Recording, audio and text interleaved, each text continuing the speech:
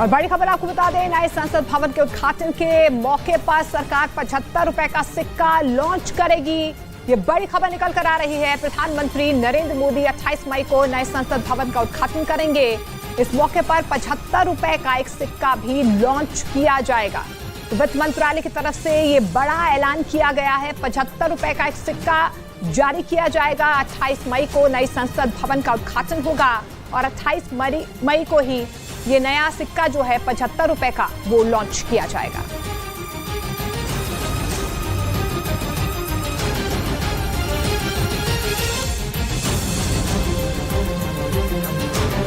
उधर यूरोप के देश स्वीडन के रक्षा मंत्री ने यूक्रेन की राजधानी कीव का दौरा किया है। इस दौरान उन्होंने यूक्रेन के राष्ट्रपति जेलेंस्की से मुलाकात की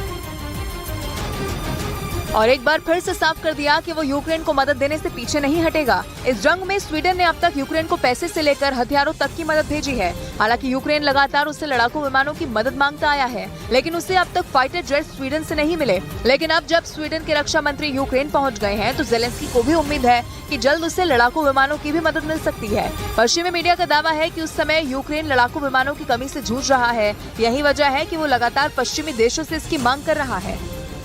उधर पुतिन की प्राइवेट आर्मी कहे जाने वाले वैगनर ग्रुप के चीफ येवगेनी प्रिगोजिन ने दावा किया कि बखमुत में उनके 20,000 सैनिक मारे गए। ये वही वैगनर ग्रुप है जिसे पुतिन का सबसे भरोसेमंद ग्रुप माना जाता है, जिसके लड़के बहुत ही खूंखार होते हैं। रूस के मीडिया को दिए एक इंटरव्यू में Wagner army chief Yevgeny Prigozhin ने बखमुत पर कब्जे की लड़ाई में अपने सबसे ज्यादा सैनिक मारे जाने का दावा किया। उन्होंने दावा किया कि बखमुत में उनके 20,000 सैनिक मारे गए, जिनमें से आधे से ज्यादा रूस के कैदी थे। ये वो सैनिक थे जिन्हें युद्ध में भेजे जाने से पहले बहुत कम ट्रेनिंग दी गई थी।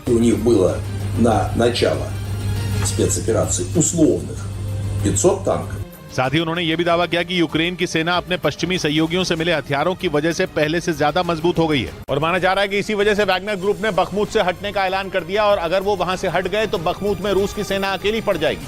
पश्चिमी मीडिया ने तो इसे वैगनर ग्रुप की पुतिन से बगावत तक कह दिया, क्योंकि वैगनर ग्रुप के चीफ येवगेनी प्रिगोजिन ने सोशल मीडिया पर वीडियो जारी करके बखमुत छोड़ने की तारीख बता दी। वैगनर चीफ ने वीडियो में जानकारी दी कि वैगनर ग्रुप के सैनिक बखमुत से हटने वाले हैं और वो 1 जून को वहां से हट जाएंगे। साथ ही वो अपने सारे हथियार रूस की सेना को सौंप देंगे। वैगनर ग्रुप के इस ऐलान के बाद रूस की सेना से उनकी तल्खियां खुलकर सामने आ गई, क्योंकि जो बखमुत पुतिन की नाक का सवाल बन चुका था, उस पर जीत का दावा करने के बावजूद वैगनर ग्रुप ने युद्ध का मैदान छोड़ने का ऐलान कर दिया। इससे पहले भी वैगनर चीफ रूस के रक्षा मंत्रालय पर कम हथियार देने का आरोप लगा चुके हैं।